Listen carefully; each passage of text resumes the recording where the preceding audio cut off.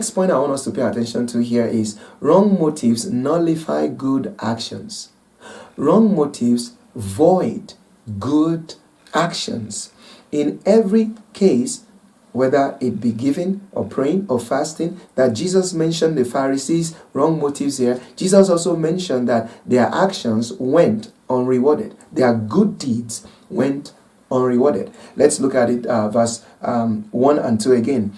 Take heed that you do not do your charitable deeds before men to be seen by them, otherwise you have no reward from your Father in heaven. Do you see that?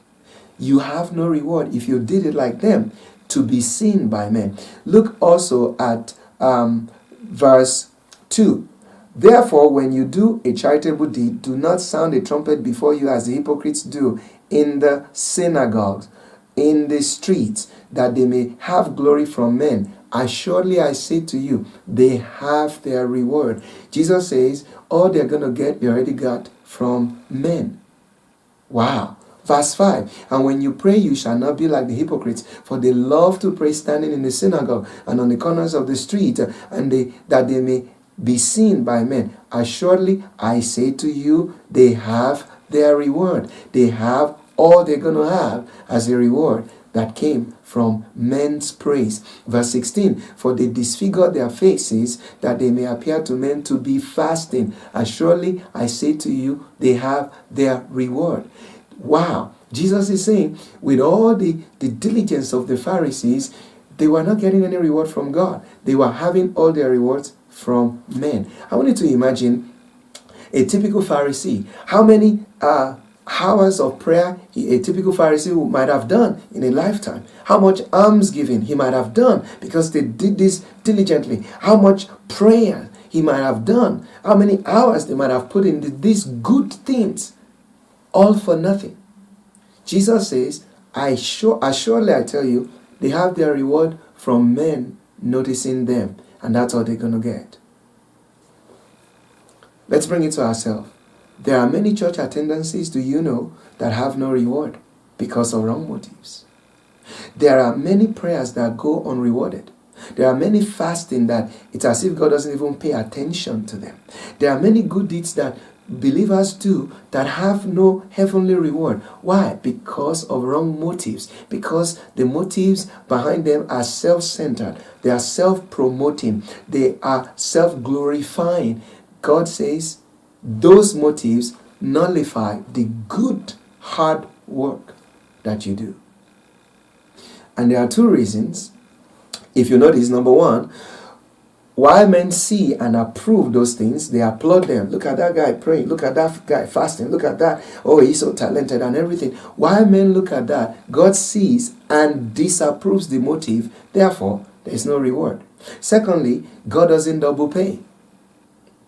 Jesus said, they get the applause from men, and that's it. God is also a shrewd businessman, a wise businessman. I'm not going to pay you twice. You already got your reward from people.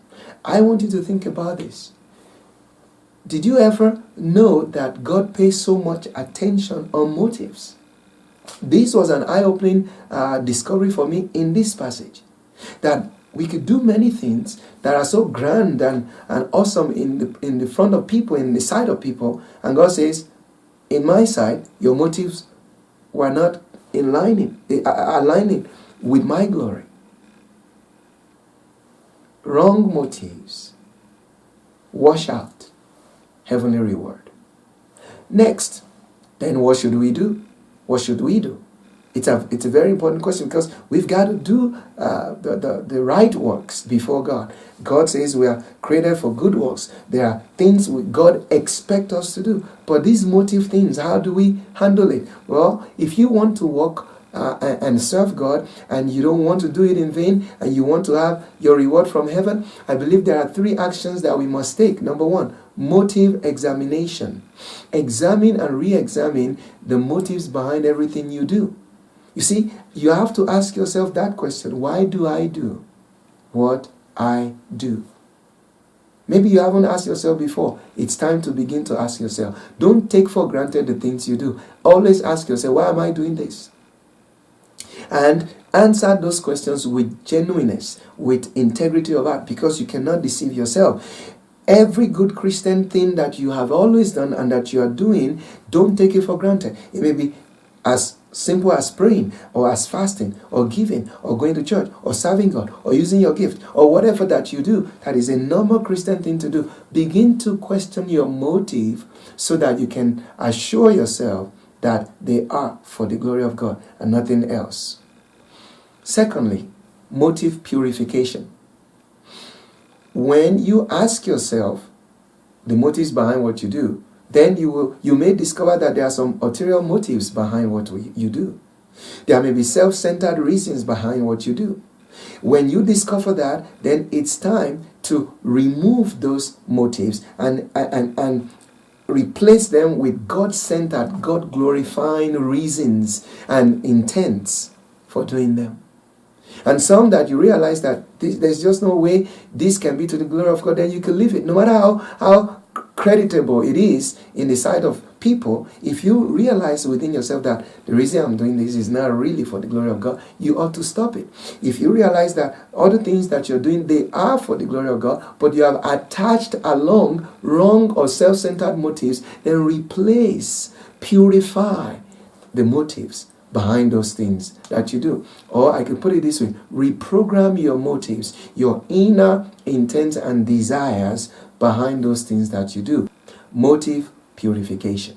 The third thing is motive realization or consciousness. Motive realization or motive consciousness. We must begin to live our lives with the full realization and consciousness that God sees the motives and the whys behind everything that we do. He sees the motives of our heart. He doesn't look at what we do. We must do those things. Don't get me wrong. Those good things. But God is looking at the motives behind those things. Realize that. Practice the awareness of that. I want you to notice, for example, 3 times in this passage, Jesus uses the phrase, "Your Father who sees." And 1 time, he uses the phrase, "Your Father knows." Verse 4, Matthew chapter 6 verse 4, that your charitable deed may be in secret, and your Father who sees in secret will himself reward you openly. Next, verse 6, but you, when you pray, go into your room, and when you have shut your door, pray to your Father who sees in the secret place, and your Father who sees in secret will reward you openly. Verse 18, Jesus says, so that you do not appear to men to be fasting, but to your Father who is in the secret place, and your Father who sees in secret will reward you openly. And number 4, verse 8, therefore do not be like them, for your Father knows the things you have need of before you ask him. And so, what is Jesus saying with all these repetitions? What Jesus is saying is our action should always be based on the realization that our Father in heaven sees and knows the motives and the reasoning behind everything that we do. That is what I mean by motive realization. From today, whether it's praying, whether it's fasting, whether it's using your talent, whether it's doing good, whether it's giving alms, it doesn't matter what, even whether it's going to church. When you're ready to go to church, realize that my Father in heaven is actually seeing the inner undisclosed motive behind this thing that I want to do. And so it's not just about that thing that you're doing, but the reason behind it. Motive realization. Secondly, Jesus is saying God rewards us based on those inner motives. He doesn't reward us for the action themselves alone, but for the motives behind them. I believe there are 2 benefits to practicing motive realization. Number 1, thank you for watching. I hope you have been blessed by this message. By the grace of God, we will continue the message on the coming videos. To follow the rest of this teaching as well as other messages, please follow us on Facebook and subscribe to our YouTube channel. And I also like to ask you to please share this widely on your social platforms so that many other people can be reached and be impacted by the Word of God. Remember, Jesus said, man shall not live by bread alone, but by every word that proceeds out of the mouth of God. So it's important that you be a sharer of the powerful Word of God. Also, let me take this time to remind you, perhaps you're still thinking of debating whether to give your life to Christ fully without any reservation. I want to tell you, you don't have much time to think. This is the single most important decision that will impact your destiny and impact your eternal destination. Jesus is waiting for you. Quit thinking. Just do it. The Lord bless you. This is Pastor Samuel saying, thank you for watching.